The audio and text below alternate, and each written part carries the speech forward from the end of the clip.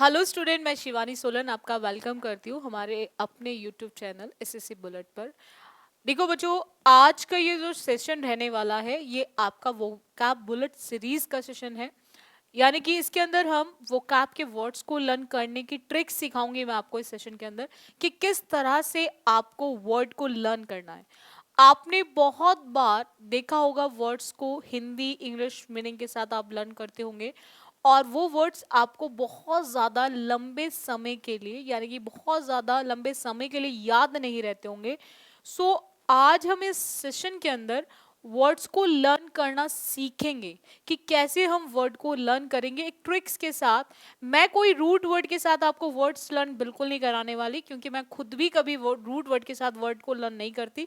क्योंकि पहले root word याद करो फिर उससे बने हुए वर्ड्स, तो ये मेरे लिए बड़ा ही कॉम्प्लिकेटेड सा रहता है। तो मैं कोशिश करती हूँ हमेशा अपनी प्रैक्टिकल लाइफ के साथ कनेक्ट करके वर्ड को याद रखने की, और मुझे याद भी रहते हैं। सो मैं वही चीज़ आपको भी सिखाना चाहती हूँ कि जितना आप अपने प्रैक्टिकल लाइफ के साथ वर्ड्स को कनेक्ट करने की कोशिश करोगे उतने लॉन्ग टाइम तक आपको वो वर्ड्स याद रहेंगे। सो उसी चीज़ को आज हम सीखेंगे। फैब्रिकेट फर्स्ट वर्ड है हमारा, फैब्रिकेट। फर्स्ट वर्ड है हमारा फैब्रिकेट। फैब्रिकेट की बात करें बच्चों, तो फैब्रिकेट को आप याद रखेंगे फैब्रिक से। किससे याद रखेंगे? फैब्रिक। मैं कुछ भी पहनती हूँ तो मुझे पता है इसमें यूज हुआ फैब्रिक का। कुछ भी पहनती हूँ मुझे पता है इसमें यूज हुआ फैब्रिक का। आप कुछ लेने जाते हो तो उसे फैब्रिक कैसा है इसका, कपड़े का। यानी कि फैब्रिक की जब बात करें, फैब्रिक का यूज क्यों किया जाता है? चीजों को बनाने के लिए, चीजों को बनाने के लिए, जिसको आप हिंदी में बोलते हैं निर्माण करना, किसी भी चीज को बनाना। और उसी बनाने को इंग्लिश में हम क्या बोलते हैं? कंस्ट्रक्ट करना। किसी बिल्डिंग को कंस्ट्रक्ट करना, किसी भी चीज का कंस्ट्रक्शन यानी कि चीजों को बनाना, उसी को हम लोग बिल्ड भी बोलते हैं, उसी को हम प्रोड्यूस भी बोलते हैं, उसी को हम बिल्ड भी बोलते हैं, और उसी को हम प्रोड्यूस भी बोलते हैं, और उसी को हम मैनिपुलेट भी बोलते हैं। बोलते हैं ना, मैनिपुलेशन मत किया करो, बातों को बनाए मत करो करो। यानी कि वही चीज आपकी मैनिपुलेट भी होती है।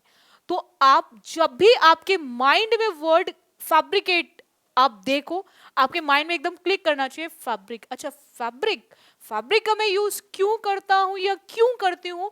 तो मैं फैब्रिक का यूज कर रही हूँ अपनी शर्ट बनाने के लिए, अपनी टी शर्ट बनाने के लिए, अपना सूट बनाने के लिए। यानी कि मैं बनाने की बात कर रही हूँ। तो बनाना मतलब होता है बिल्ड, बनाना मतलब होता है कंस्ट्रक्ट, बनाना मतलब होता है प्रोड्यूस, एंड बनाना ही मतलब होता है मैनिपुलेट। अब जब कोई भी चीज हमारी बनेगी तो डेफिनेटली देखो, अगर कोई भी आया है वो जाएगा, कुछ भी बना है तो वो खत्म भी होगा।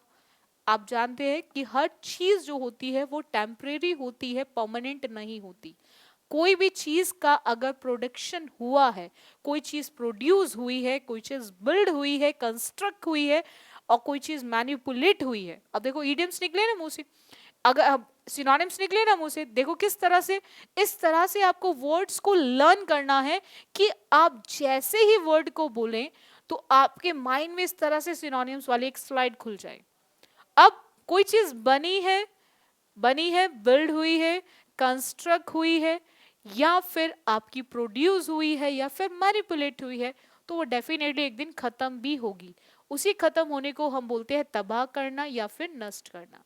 यानी कि वो डेफिनेटली बनी है तो वो खत्म भी होगी। एंड खत्म करना मतलब डिस्ट्रॉय, डिसमेंटल एंड डिमोलिश। किसी भी चीज को खत्म करना, नष्ट करना, उसी को बोलते हैं हमारा डिस्ट्रॉय, डिसमेंटल एंड डिमोलिश। यानी कि फैब्रिकेट के अगर मैं एंटोनियम्स की बात करूं, फैब्रिक का यूज मैंने बनाने के लिए करा है तो बनी हुई चीज मेरी खत्म भी होगी, यानी कि तबाह भी होगी, नष्ट भी होगी। तो मैं वहां पर बोलूंगी dismantle, destroy and demolish. Fabricate का यूज हम फैब्रिक को लेकर याद रखने के लिए करेंगे।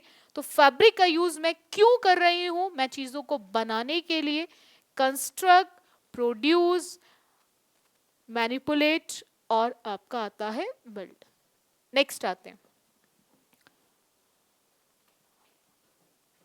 एसेंट्रिक।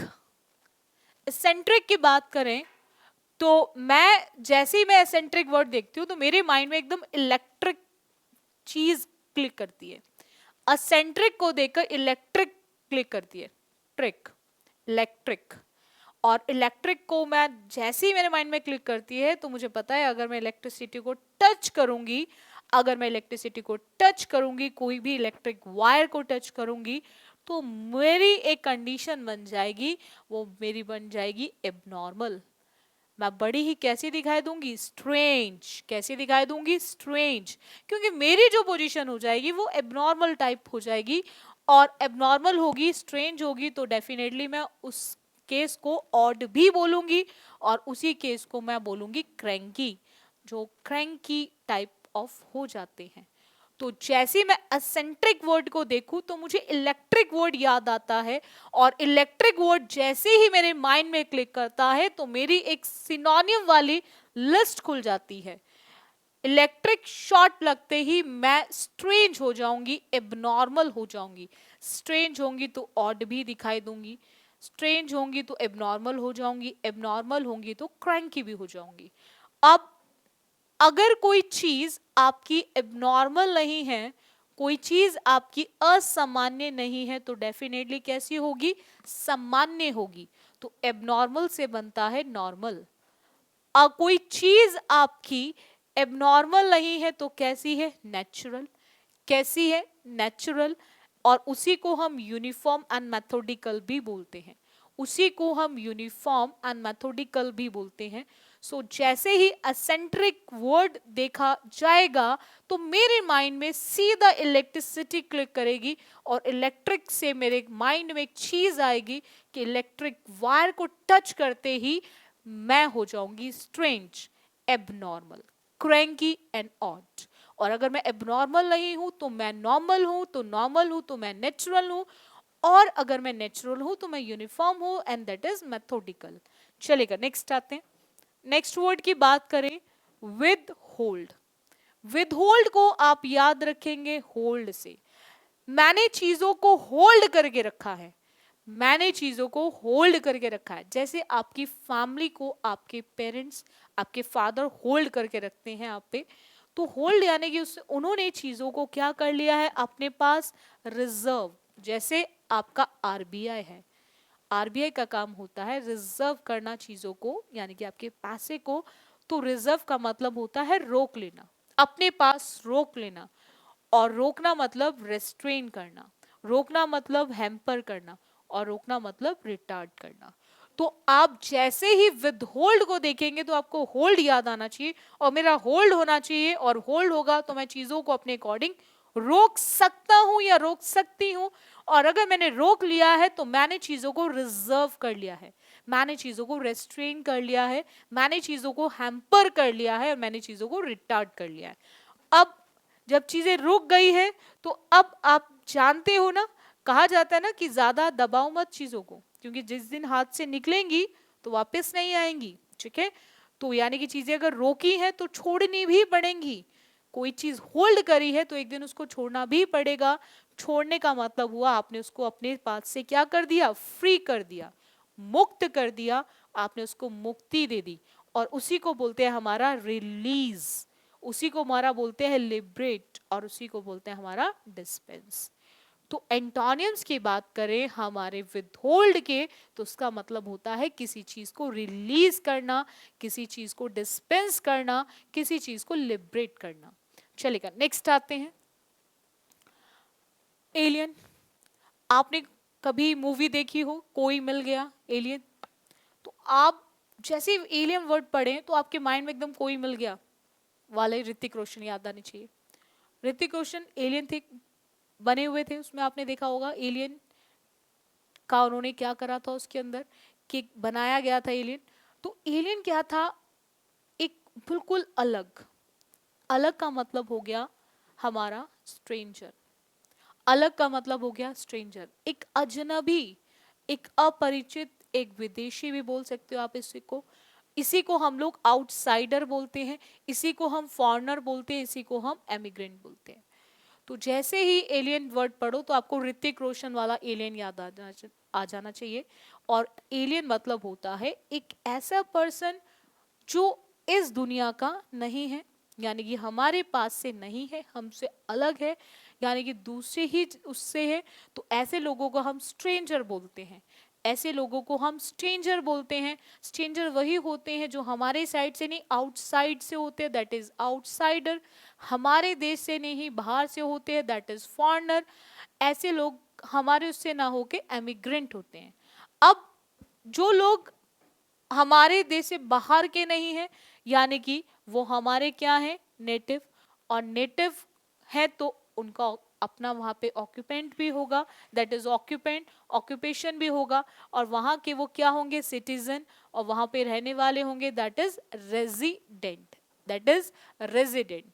तो एलियन को देखकर कोई मिल गया मूवी के, ऋतिक रोशन याद आएंगे आपको। एंड ऋतिक रोशन के साथ थे एक ऐसा पर्सन जो अलग ही दुनिया से था, दैट इज एलियन। तो एलियन से याद आएगा आपको स्ट्रेंजर, आउटसाइडर, फॉरेनर, एमिग्रेंट। और इसके एंटोनियम होंगे जो अपने ही उससे हैं, दैट इज नेटिव, ऑक्यूपेंट, आप बोल सकते हो रेजिडेंट एंड सिटीजन। चलेगा, नेक्स्ट आते हैं। डिफॉल्ट। डिफॉल्ट को याद रखना आपने, फॉल्ट, फॉल्ट समझते हो ना, गलती। जब कोई कुछ करता है तो पूछता है मेरी गलती क्या है, मेरी क्या फॉल्ट थी, मेरी मिस्टेक क्या थी। वहीं से बनता है आपका वर्ड डिफॉल्ट, वहीं से आपका बनता है वर्ड डिफॉल्ट। मेरी गलती क्या है, दैट इज डिफॉल्ट। गलती है तो डेफिनेटली आपको एक दिन फेलियर भी फेस करनी पड़ेगी। अगर आज आप बच्चे ढंग से नहीं पढ़ते हैं तो डेफिनेटली एक दिन आपको क्या करना पड़ेगा, फेलियर। बट